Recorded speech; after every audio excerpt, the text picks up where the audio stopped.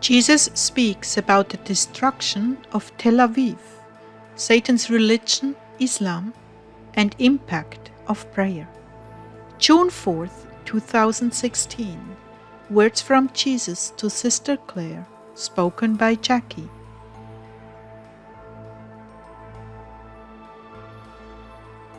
Clare began, Lord Jesus, grant us the grace to persevere in mercy and prayer. Well, Heartdwellers, I've been so very tempted to check the news, and the Rhema the Lord just gave me hit it right on the head. Abandon the excessive desire to know, because it leads to much destruction and deceit. Wow, that got nipped in the bud, because what I was gonna do first thing today was check the news, and He doesn't want me doing that. So when I sat down to listen to the Lord after worship, He spoke something to me immediately.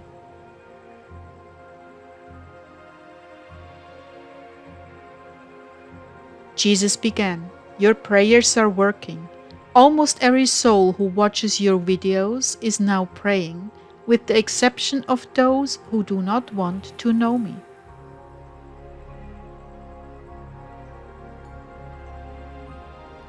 Wow, that's beautiful, Lord. What do you have to say to us? Keep praying. We are not out of the woods yet. There has been some progress made, but it's still majorly serious. You remember what happened to Sodom and Gomorrah. Yes, Lord.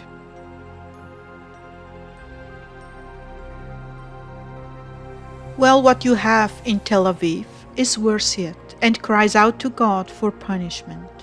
This voice at this time is louder than any other in the ears of my Father. In this moment, serious destruction is slated for this city.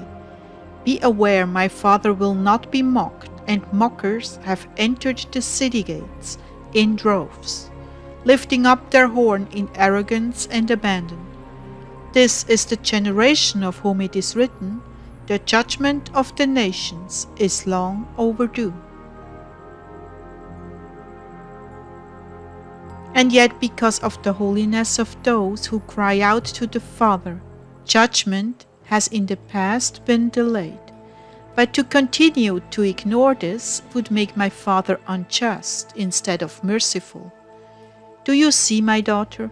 Some of this must come to pass.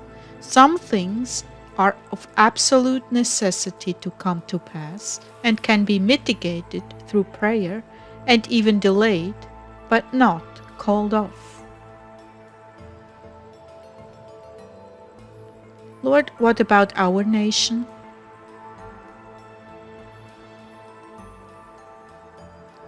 The cries of the faithful have mounted on high and moved upon my Father's heart, and yet there is sadness and travail in store for your country. Pray, Clare, pray very hard that the Father's wrath will be averted. Pray that those who know better will rise up. And pray that a succession of failures will derail the evil plan against the good people of this nation. They are the one nation under God and not a part of the debauchery of the governing body. That was in June 2016. This country was taken by force and intrigue, not popular vote based on facts. But that is the way it is written for the Antichrist, a man of intrigue and deceitful means, coming to power not by virtue, but by trickery. Clare, I want you all to keep praying. There is still much that has not been called off. Your prayers are having an effect, but there is so much more involved.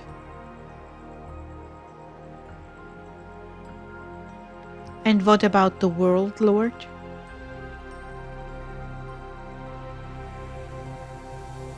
You can see the shadow of Islam now darkening the nations, the religion of Satan, while he walks invisibly. The shadow cast by the density of his malice is darkening every area of the world. Soon it will no longer be a shadowy influence in America, but an upfront reality as town after town falls to Sharia law. You will not be here for that. I will surely remove you from the grips of this evil. So much has to take place, Clare, but understand that your prayers for mercy have and will soften the harshness of the judgment. So do not stop praying. There is still much to be averted. Hope in His mercy, but know for certain that certain things must come to pass.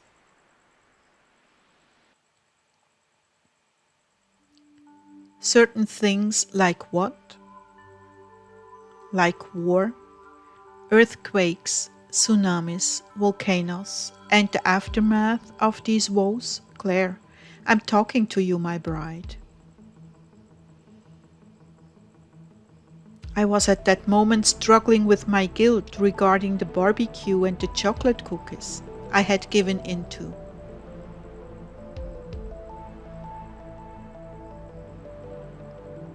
Shall I not hearken unto your cries for mercy, regardless of cookies and barbecue? You were raised to expect comforts when things were bad. That is an ingrown and blood sugar related reaction. Yet you can overcome that with my grace. But I have had pity on you. I've heard your cry for mercy. Then at that moment he became very clear, and he held me over his heart.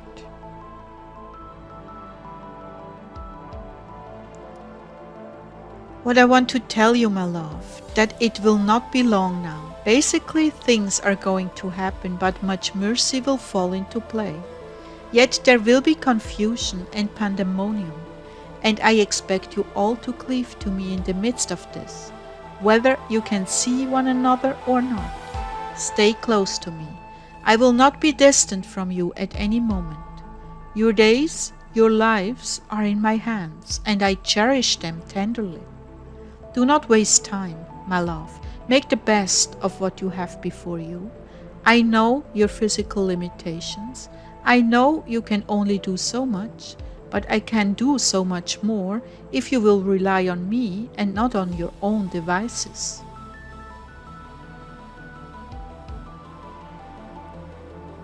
For instance, in this moment you came to me in poverty of spirit, and now you are seeing and hearing me clearly. Always come to me this way, even when you haven't indulged yourself. Always come to me, blind and naked, and I will always reach over that barrier and touch you. Do you understand? Your poverty and littleness cry out to me, and I cannot resist you. It is the proud and the self-satisfied I resist, but the little and the weak I shed my mercy upon.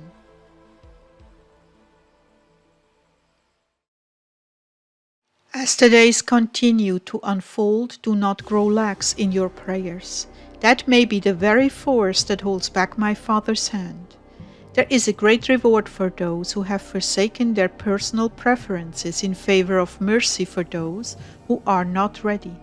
There is a proving ground in this, to see which of those called by the name my bride are truly in unison with my heart.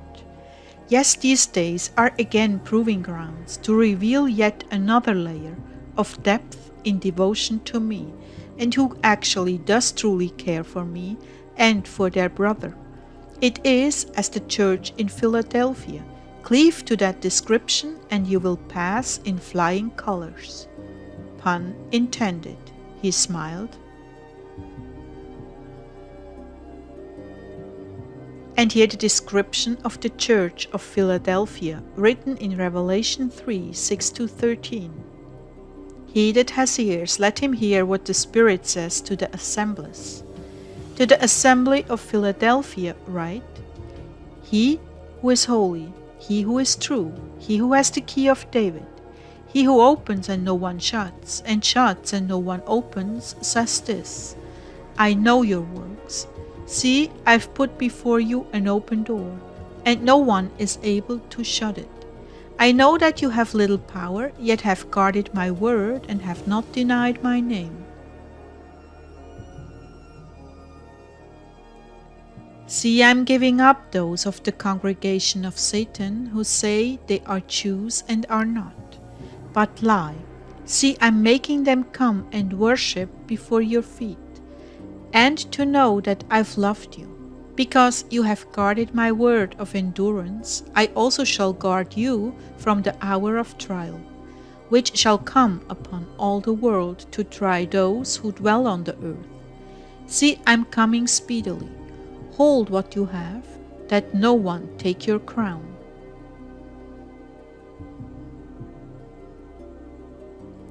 He who overcomes, I shall make him a supporting post in the dwelling place of my God, and he shall by no means go out. And I shall write on him the name of my God, and the name of the city of my God, the renewed Jerusalem, which comes down out of the heavens. He who has an ear, let him hear what the Spirit says to the assemblies.